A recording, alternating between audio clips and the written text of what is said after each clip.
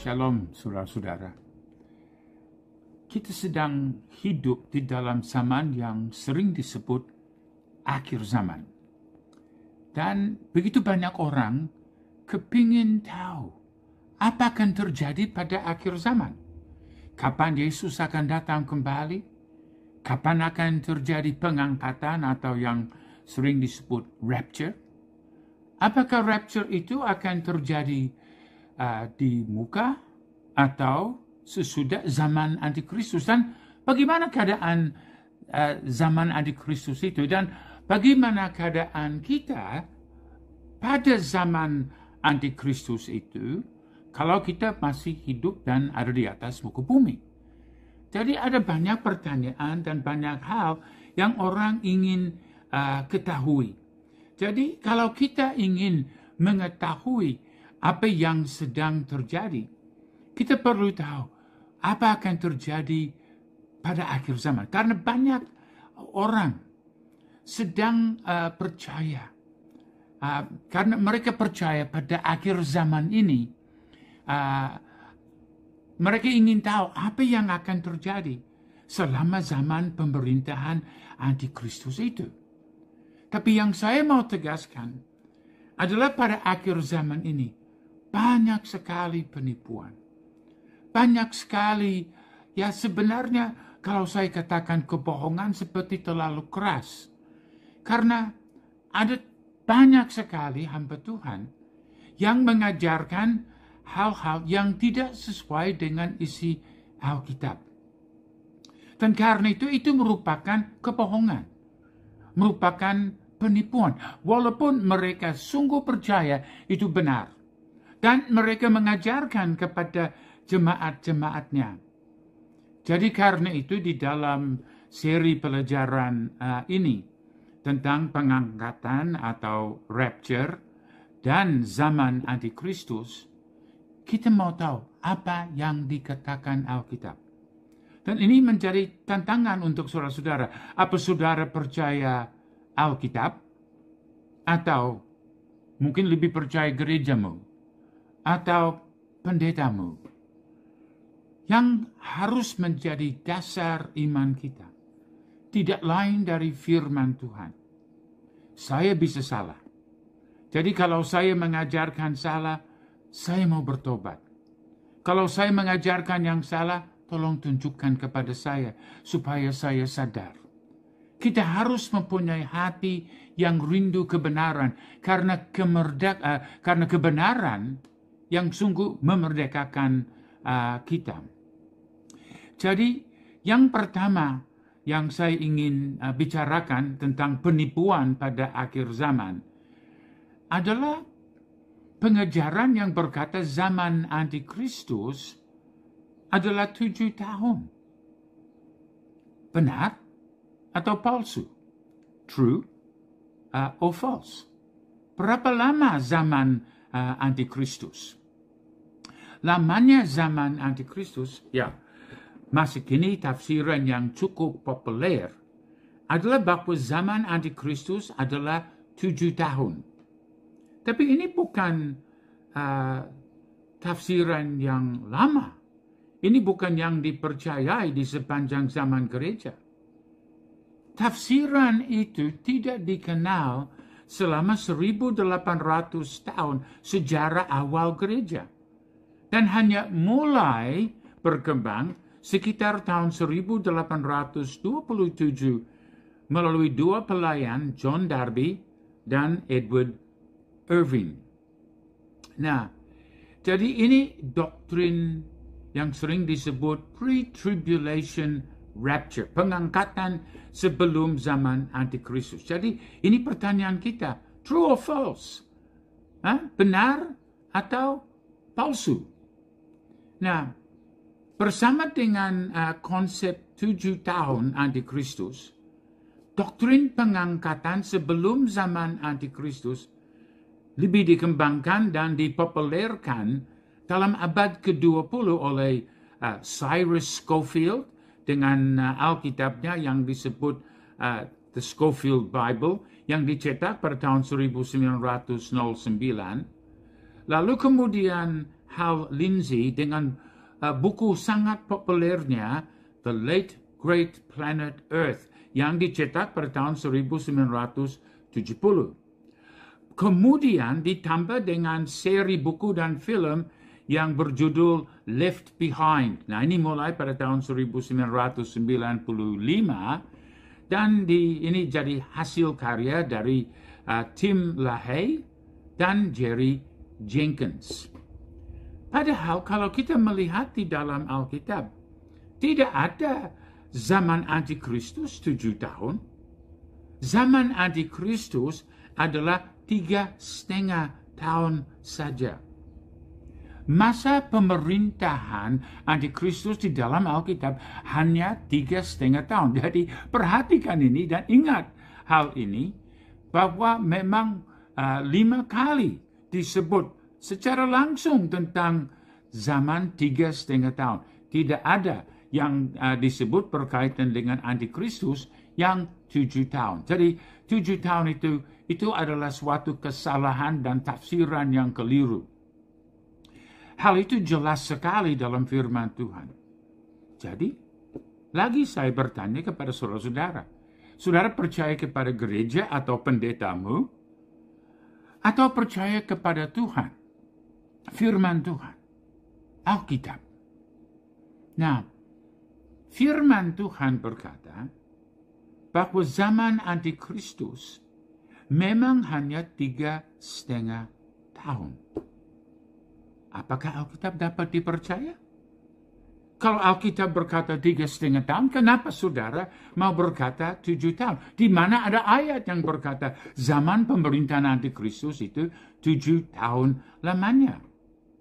Nah, kita perhatikan di dalam Alkitab bahwa zaman 3,5 tahun dan khususnya berkaitan dengan pemerintahan antikristus hanya 3,5 tahun, tidak lebih. Jadi yang pertama ini dinubuatkan oleh Nabi Daniel di dalam Daniel 7 ayat 25. Nah, kita baca. Ia, antikristus, akan mengucapkan perkataan yang menentang yang maha tinggi dan akan menganiaya orang-orang kudus milik yang maha tinggi. Ia berusaha untuk mengubah waktu dan hukum, dan mereka akan diserahkan ke dalam tangannya selama 1 masa, dan 2 masa, dan setengah masa. 1 masa, 2 masa, setengah masa, itu 3,5 tahun. Bukan 7 tahun, saudara-saudara. Ya. Nah, lihat juga di dalam Daniel 12 ayat 7. Karena Daniel, dia ingin tahu tentang akhir zaman. Kapan penggenapan nubuatan yang disebut nubuatan 70 kali 7 atau 70 minggu di dalam Daniel 9 ayat 24 sampai 27. Di situ memang pada minggu ke-70 atau masa 7 tahun yang terakhir itu memang dibagi 2. 3,5 tahun, 3,5 tahun. Nah, yang pertama, terus terang saya katakan kepada saudara-saudara, 3,5 tahun sudah diyakini di dalam sejarah gereja dan oleh pakar-pakar Alkitab sepanjang zaman gereja berkaitan dengan 3,5 tahun pelayanan Tuhan Yesus. Dan 3,5 tahun yang pertama itu putus karena Yesus mati di kayu salib setelah melayani 3,5 tahun. Dan 3,5 tahun yang terakhir untuk menyelesaikan minggu ke-70 atau masa 7 tahun terakhir itu ditunda sampai akhir zaman. Nah, di dalam Daniel 12 ayat 7 kita baca. Lalu kudengar orang yang berpakaian kain lenan, itu Yesus ini adalah penglihatan yang dilihat oleh Daniel. Dia melihat Yesus di tengah air dan dia melihat kedua saksi, Musa dan Elia yang sebelah kiri dan kanan dari Yesus. Jadi yang kain lenan, Yesus, yang ada di sebelah atas air sungai itu bersumpah demi dia yang hidup kekal, jadi Bapa, sambil mengangkat tangan kanan dan tangan kiri ke langit. Nah, ini yang dia katakan. 1 masa dan 2 masa dan setengah masa. Dan setelah berakhir kuasa ya dari antikristus, perusak bangsa yang kudus itu, maka segala hal ini akan digenapi. Jadi Daniel, dia sudah menubuatkan akan ada zaman 3,5 tahun di mana antikristus akan kejar dan menganiaya orang-orang kudus. Bahkan di akhir 3,5 tahun itu, Tuhan akan menutup segala zaman. Jadi tidak ada 7 tahun. 3,5 tahun yang pertama itu adalah masa pelayanan Tuhan Yesus. Selesai dengan Yesus disalibkan pada waktu dia menggenapi hukum Taurat dan meniadakan korban dan persembahan. Sebab sudah selesai. Satu korban Kristus sudah menggenapi semuanya. Jadi zaman antikristus itu 3,5 tahun. Nah, perhatikan apa yang dikatakan oleh Yesus dalam Wahyu 11 ayat 3. Tentang pelayanan kedua saksi, Musa dan Elia yang akan datang di akhir zaman itu. Wahyu 11 ayat 3, Yesus berkata, Aku akan memberi tugas kepada dua saksiku, supaya mereka bernubuat sambil berkabung 1,260 hari lamanya. Nah, saya percaya apa yang Yesus katakan. Zaman kesaksian untuk penggenapan perjanjian yang kekal. Nah, Yesus dalam Roma 15 ayat 8 dikatakan Yesus mengkonfirmasi perjanjian, meneguhkan perjanjian yang diberikan kepada nenek moyang. Jadi Abraham, Ishak, dan Yakub. Tapi satu perjanjian harus diteguhkan di dalam mulut 2-3 saksi. Dan di dalam ayat ini kita melihat kedua saksi itu, Musa dan Elia. Dan mereka akan bersaksi meneguhkan perjanjian yang kekal itu selama 3,5 tahun atau 1,260 hari lamanya. Lalu apa terjadi kepada gereja pada waktu itu? Zaman antikristus yang 3,5 tahun, zaman kesaksian kedua saksi 3,5 tahun, dan apa yang akan terjadi kepada gereja? Nah, gereja akan masuk ke dalam dua bagian. Bagian yang satu adalah para pemenang. Mereka tidak akan disiksa di dalam zaman antikristus. Memang mereka akan ada di atas muka bumi. Dan mereka akan dikejar, tapi setan, antikristus, nabi palsu tidak akan dapat menyentuh mereka. Sayang sekali ada orang-orang Kristen yang suam-suam kuku. Mereka orang Kristen, mereka sungguh percaya, tapi mereka tidak mau melakukan segala kebenaran. Mudah-mudahan saudara adalah salah satu dari pemenang. Sebab kita sudah tahu bahwa para pemenang akan menang atas kuasa setan, antikristus, nabi palsu, dan tidak akan disiksa pada zaman yang agak sulit itu. Jadi dalam Wahyu 12 ayat 14, gereja pemenang yang digambarkan dalam Wahyu 12 sebagai perempuan yang mulia. Ada yang berpikir bahwa ini adalah Maria. Ini tidak mungkin Maria. Pasal 11, 12, dan 13 berbicara secara khusus tentang masa 3,5 tahun akhir zaman. Jadi yang terjadi dalam Wahyu 12 bukan sesuatu yang terjadi 2,000 tahun yang lalu, bukan.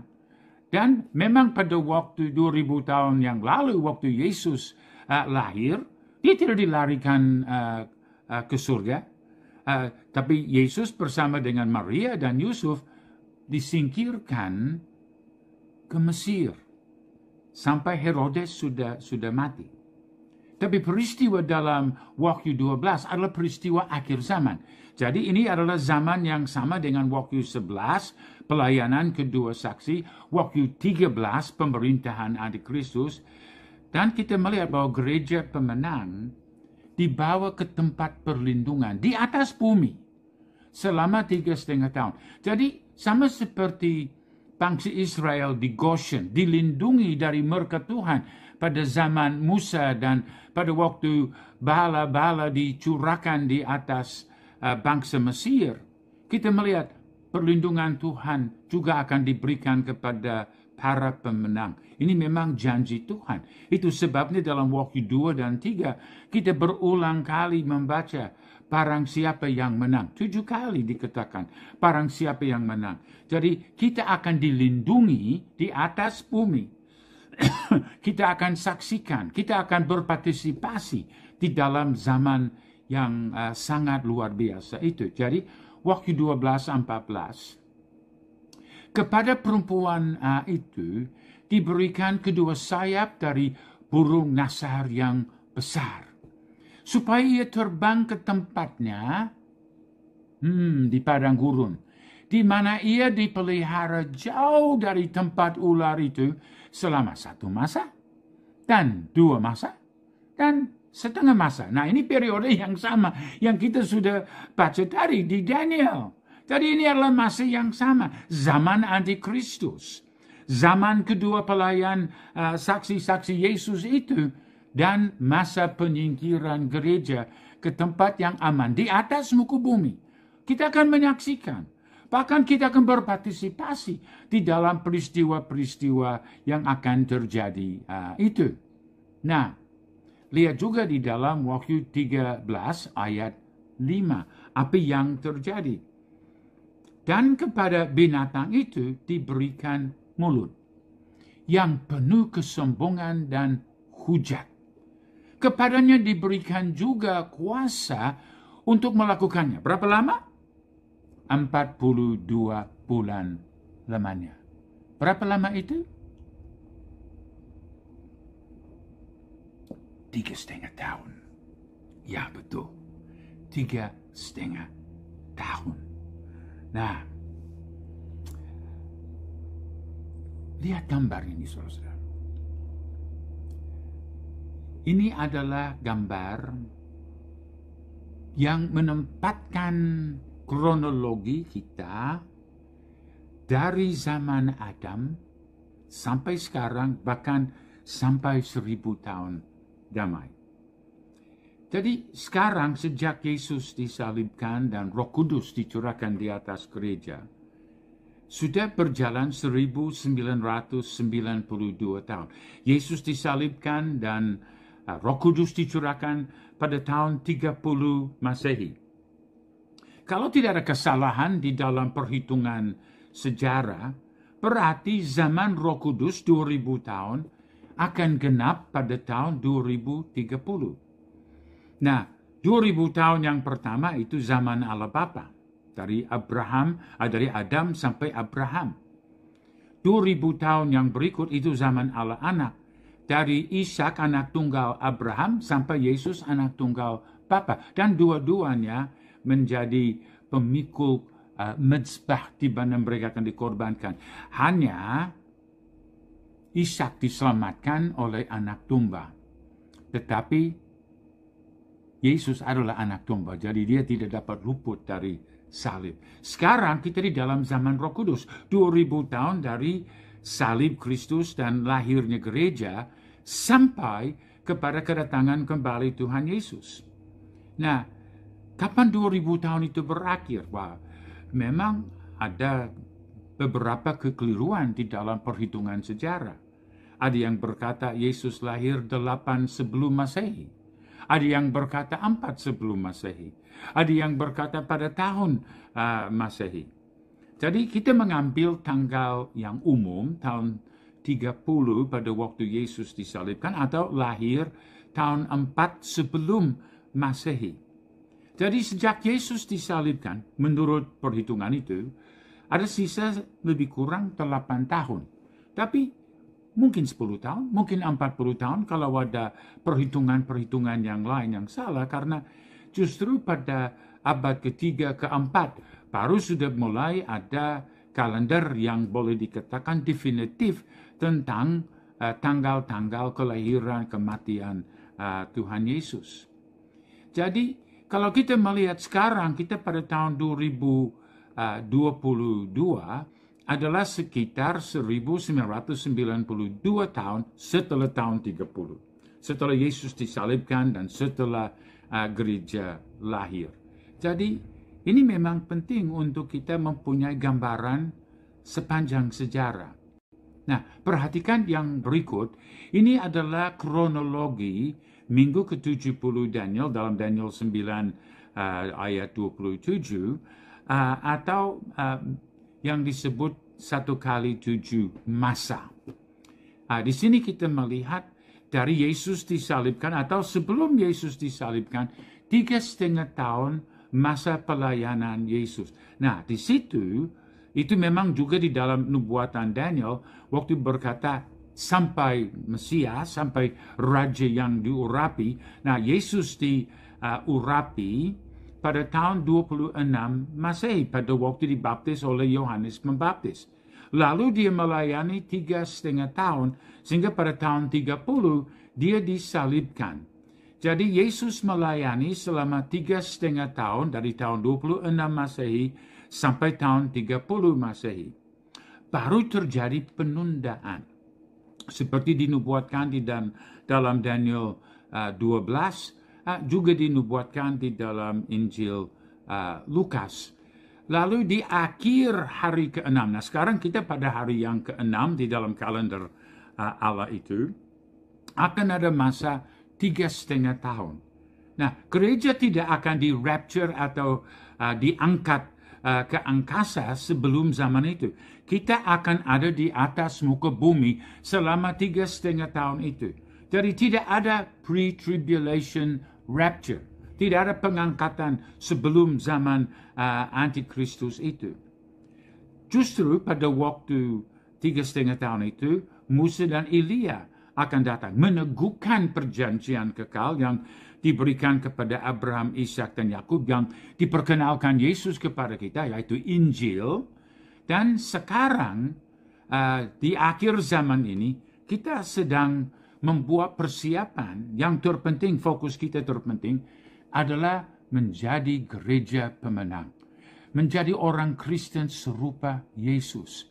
Jadi bukan untuk cari jalan luput, bukan untuk cari rapture, bukan untuk cari jalan di mana kita bisa simpan banyak makanan supaya bisa bertahan di 3,5 tahun itu. Kita justru akan dipersiapkan oleh Tuhan untuk zaman itu. Seperti dalam Mazmur 23 katakan bahwa ya kita akan melihat di situ bahwa Yesus menyediakan meja hidangan untuk kita di hadapan segala seteru kita. Jadi kita akan bisa berpesta, tapi dari persiapan Tuhan. Iblis mau menyerang kita, mau menganiaya kita, tapi yang menjadi pemenang tidak akan disentuh karena kuasa Tuhan yang luar biasa itu. Nah, perhatikan di dalam gambar yang berikut ini.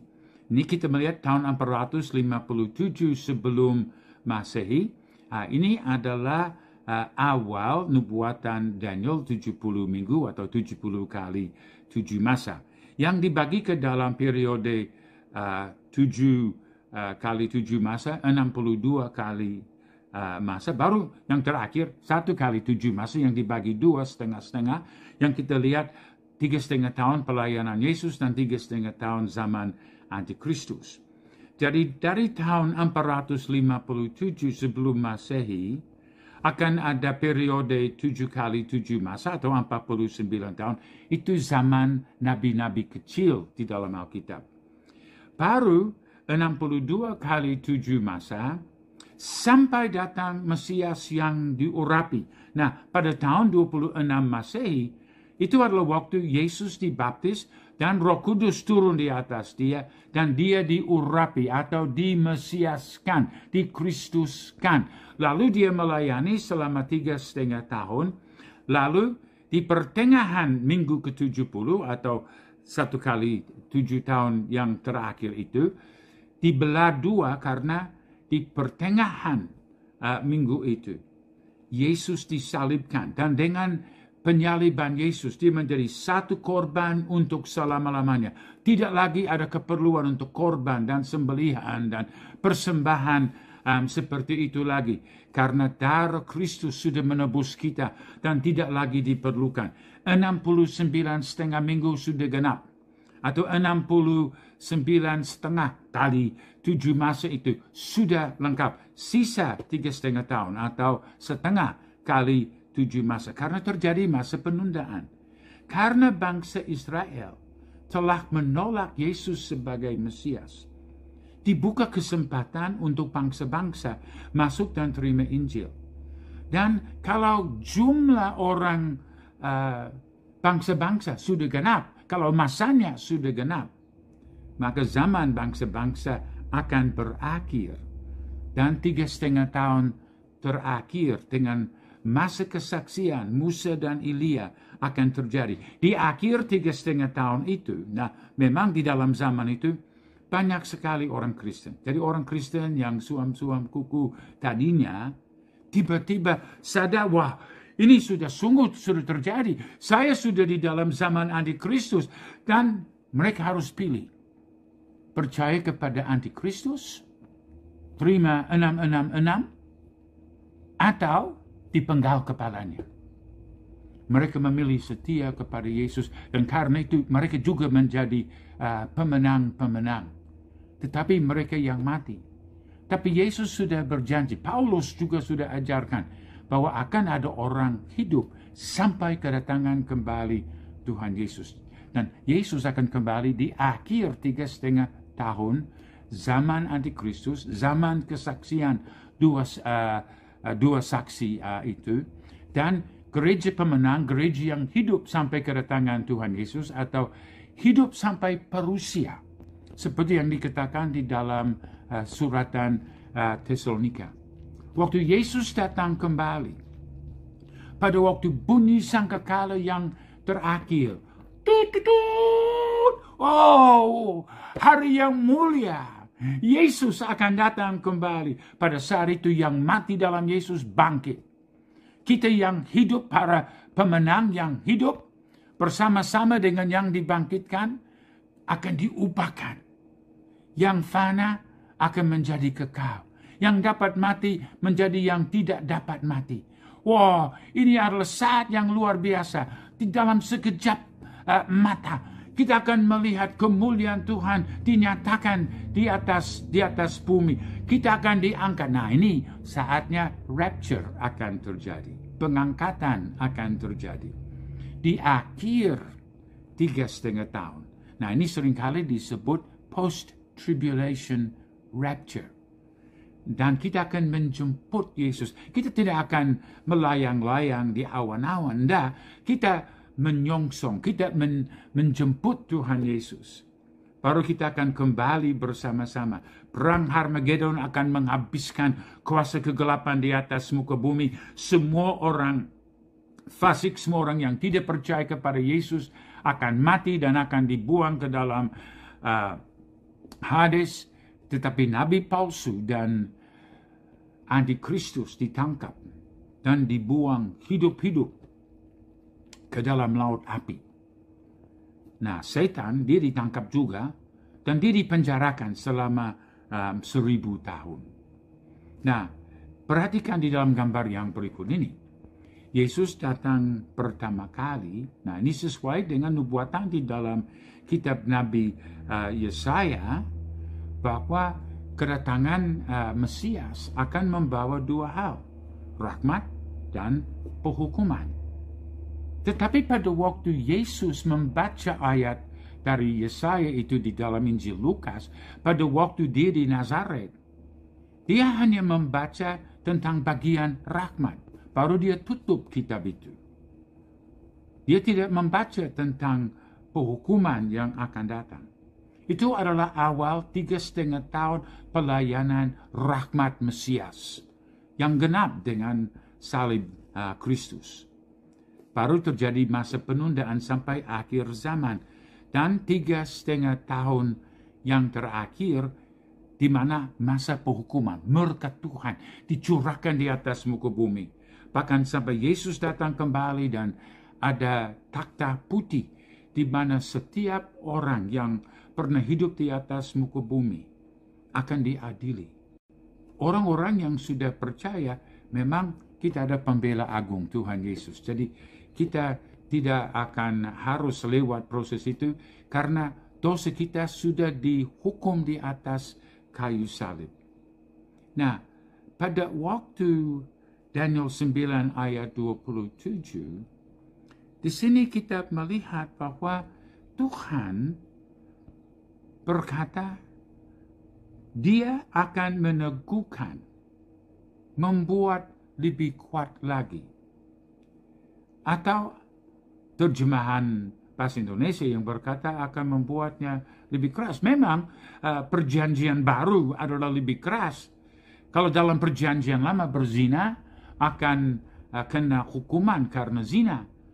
Tetapi di dalam perjanjian baru hanya memikirkan rasa di hati ingin untuk berzina, sudah dinyatakan sudah berdosa, sudah melakukan. Itu memang jauh lebih keras. Jadi memang kita harus bertobat, tapi kita melihat waktu Yesus datang, Dia datang meneguhkan perjanjian seperti dalam Roma 15 ayat 8 katakan. Dan memang harus ada dua saksi. Jadi dalam Wahyu 11 ada dua saksi. Musa yang mewakili Taurat dan Elia yang mewakili nabi-nabi.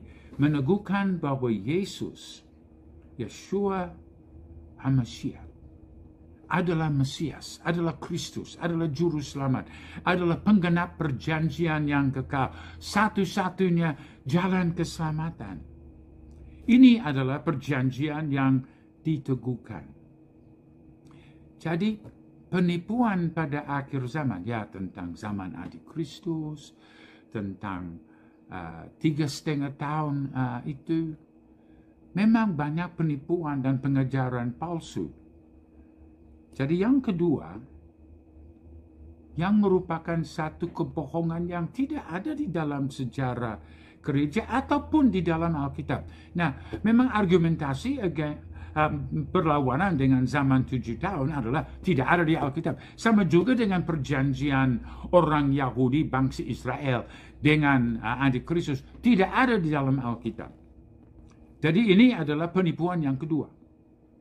Bahwa akan ada perjanjian atau covenant antara Antikristus dan bangsa Israel selama 7 tahun. Lalu Antikristus akan membatalkannya setelah 3,5 tahun itu. Wah. Perhatikan di dalam bahasa Ibrani, saudara, di dalam Daniel 9 ayat 27. Nah, di situ juga ada bahasa Inggris, and he shall confirm a covenant. Bukan membuat keras seperti yang terjemahan bahasa Indonesia yang biasa kita pakai, tetapi confirm, meneguhkan, menguatkan. Nah, kalau dalam bahasa Ibrani, ini adalah wahibir. Wahibir. Itu adalah membuat lebih kuat, meneguhkan, mengkonfirmasi. Berit. Perjanjian. Ini lihat tadi lebih dekat lagi, saudara. Dalam ayat yang ke-27 itu. Wahibir. Dia akan meneguhkan. Berit. Perjanjian. Yang dimaksudkan di dalam Daniel 9:27, ini pokok utama di dalam pasal ini adalah perjanjian Allah dengan umatnya. Tidak disebut perjanjian dengan Antikristus. Ini berbicara tentang apa yang sudah terjadi 2000 tahun yang lalu. Lihat juga yang akan terjadi pada setelah 3,5 tahun yang pertama. Dikatakan di sini, Wahashi. Wahashi. Di tengah-tengah. Hasyabuah. Minggu. Jadi di tengah-tengah minggu. Atau di tengah-tengah masa 7 tahun itu. Yashbit. He shall bring an end to. Dia akan mengakhiri atau mengakhirkan zebah minha. Sacrifice and offering. Korban dan persembahan. Ini berbicara tentang pelayanan Mesias di atas kayu salib. Ini bukan berbicara tentang antikristus yang membatalkan satu perjanjian dengan bangsa Israel yang tidak ada di dalam Alkitab. Tapi ini justru adalah mengakhirkan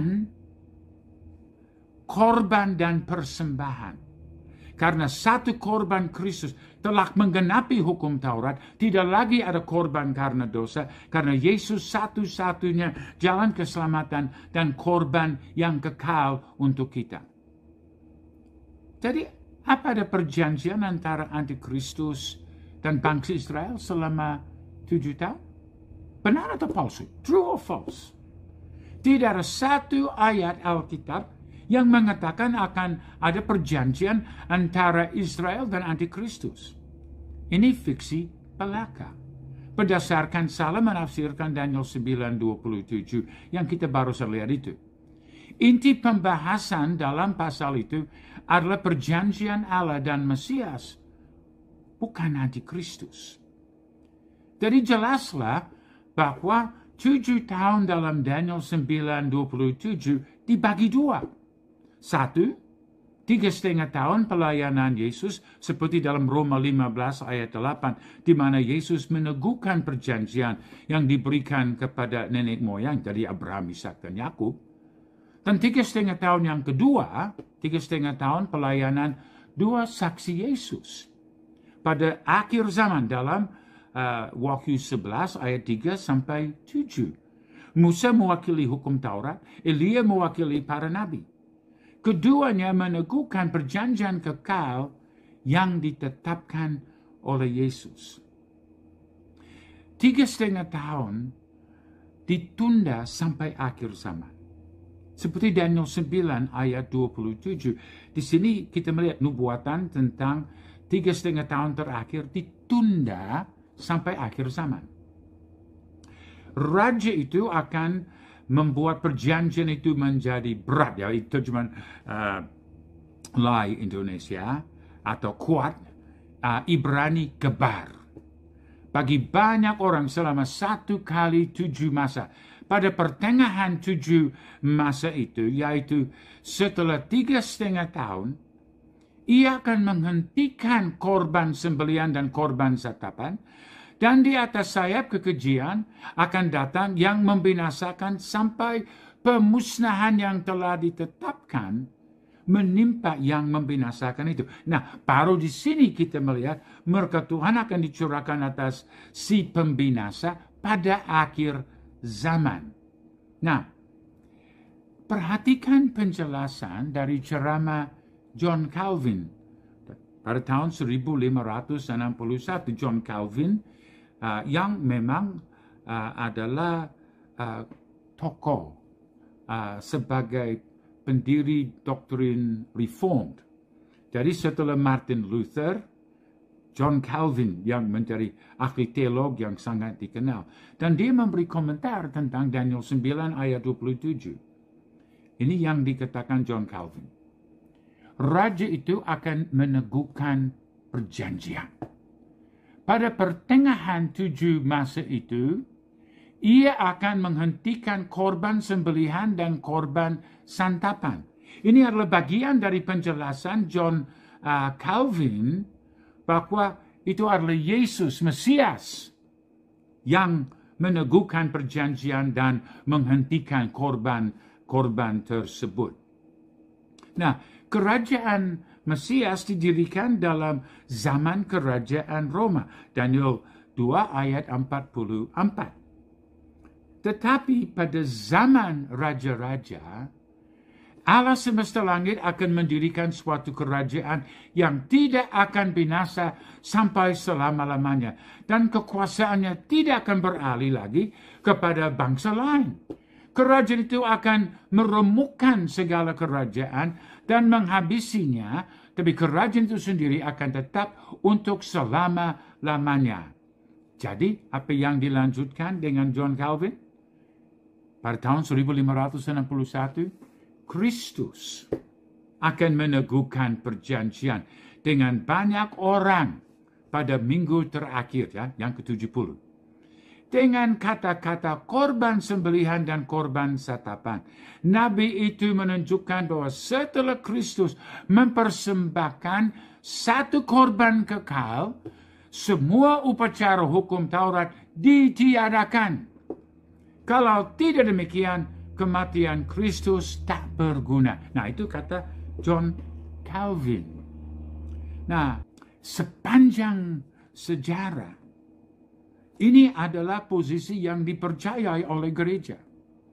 Hanya pada tahun 1827, baru kita mulai melihat ada satu perubahan. Nah, perhatikan penjelasan juga dari komentari Jamieson, Fawcett, dan Brown pada tahun 1871. Daniel 9:27. Raja itu akan meneguhkan perjanjian.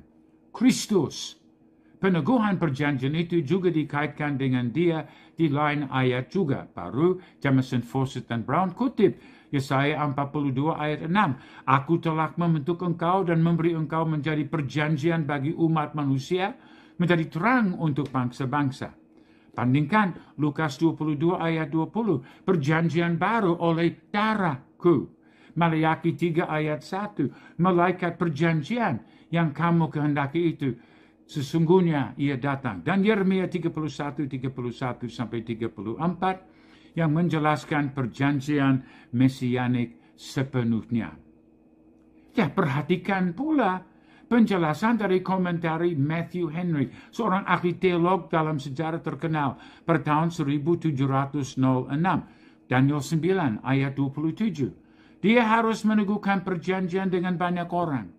Dia akan memperkenalkan suatu perjanjian baru di antara Allah dan manusia, suatu perjanjian kasih karunia, karena sudah mustahil untuk kita diselamatkan dengan perjanjian manusia yang tak berdosa.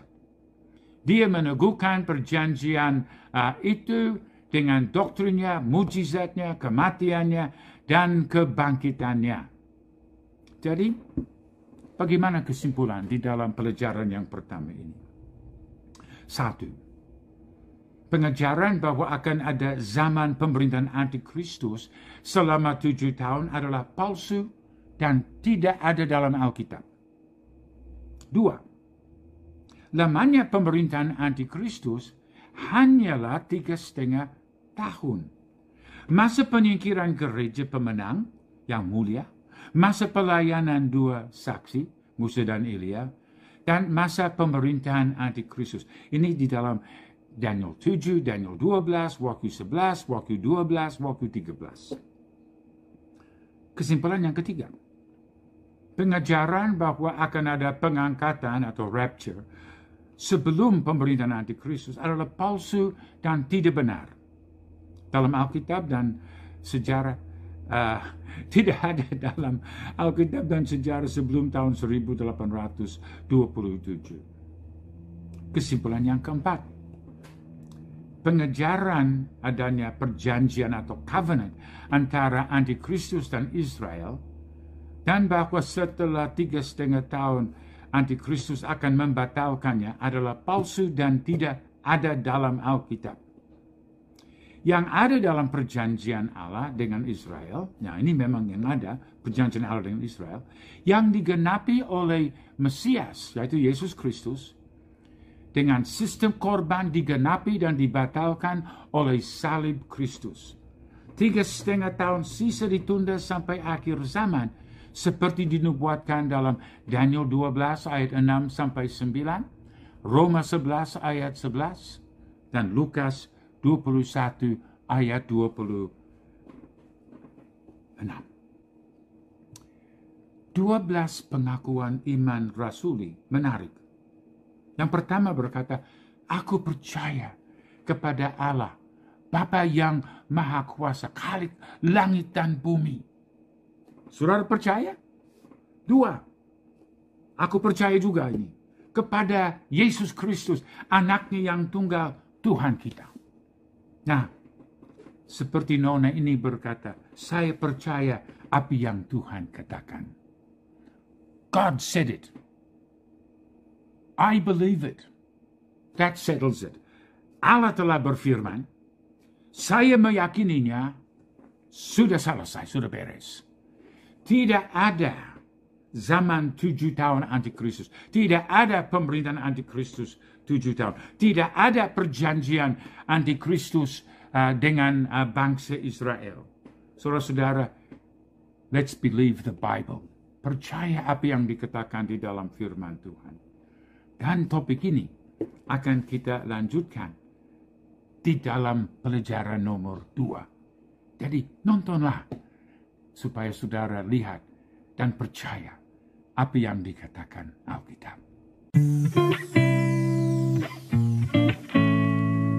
Pujilah nama Tuhan hai seluruh bumi. Ingat, waktunya sudah semakin dekat.